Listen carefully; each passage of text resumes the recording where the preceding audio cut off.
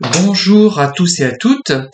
Je vais vous montrer un exemplaire d'une revue de mots fléchés que j'ai acheté et je vais attirer votre attention sur cette zone de la couverture où on voit deux femmes, donc deux jeunes femmes, voire des jeunes filles, presque enlacées. Enfin, c'est quand même bien amical et bien tendre, on va dire. Alors, je ne vais pas vous raconter mon expérience avec les mots fléchés, je sais, c'est lamentable d'en être encore là, mais ça me permet, dans le train, de varier un petit peu les plaisirs, plutôt que de lire tout le temps. Parfois, je me sens fatigué, et je fais ces mots fléchés, donc pause détente de force 3. Alors moi, ce qui me frappe quand même dans cette revue, sur la couverture, c'est qu'on voit deux femmes, pas forcément lesbiennes d'ailleurs, on n'en sait rien, qui sont dans une position quand même affectueuse très forte.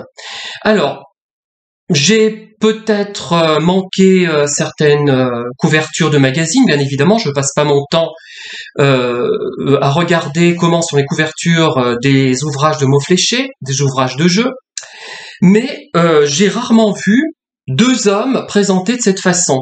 Deux hommes censés être hétéros a priori, vous voyez. Alors, quand on voit deux hommes de cette façon, on se dit, ils sont gays souvent, voilà. On va se dire ça, parfois sans jugement d'ailleurs, parfois avec un petit jugement, mais généralement sans jugement, sans critique, mais ça veut dire qu'un homme hétérosexuel ne va pas se permettre, en quelque sorte, de se comporter de cette manière. Les femmes, on va les autoriser, puisqu'elles sont, comment dire, considérées comme plus affectueuses. Il y a plein d'a priori sur les femmes, sur ce qu'elles sont censées ressentir, éprouver, aimer ou pas aimer. Et quand on voit deux femmes comme ça, on va pas en déduire qu'elles sont lesbiennes. Alors que deux hommes, on va souvent penser qu'ils sont homos. Et s'ils sont proches l'un de l'autre, ça va être quelque chose de plus considéré comme viril dans l'attitude. Vous voyez ce que je veux dire ? Et moi, je trouve ça très très grave, c'est-à-dire que il y a ce formatage des hommes et des femmes, mais des hommes aussi, et les hommes hétérosexuels le subissent également. Seuls des hommes homos vont se permettre, vont prendre le risque de se comporter de cette manière, par exemple, comme sur cette couverture. Un homme hétérosexuel aura du mal à s'autoriser, enfin souvent aura du mal à s'autoriser à se comporter de cette manière. C'est-à-dire que l'homme hétérosexuel classique, si tant est qu'il existe, est détruit, moi je trouve, dès la naissance, durant du moins, peut-être pas dès la naissance, mais durant toute sa jeunesse, toute son enfance, de façon à coller à des stéréotypes. Et moi je parle pour certains hommes hétérosexuels, de paralysie intellectuelle. Pourquoi une femme qui serait, mettons, hétérosexuelle s'autoriserait ça ? Je vous le montre, et un homme hétérosexuel ne le s'autorisera pas.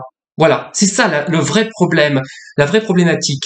Bon, il y a déjà un progrès, me direz-vous, puisque si on voit deux hommes dans cette position, on va en déduire qu'ils sont homosexuels et on ne va pas forcément les juger pour cela. Mais un homme hétérosexuel va se démarquer de cela, je pense, pour ne pas enfreigner finalement les règles de cette paralysie intellectuelle qu'il subit depuis son plus jeune âge, qui est la conséquence de son éducation, mais qu'il subit vraiment depuis toujours, et on voudrait quand même que ça s'arrête. Les hommes hétérosexuels n'ont pas forcément envie d'être pris pour des gros connards, et les femmes n'ont pas envie d'être considérées comme des mijaurées. Voilà. Merci en tout cas de m'avoir écouté, et à très bientôt pour de nouvelles vidéos.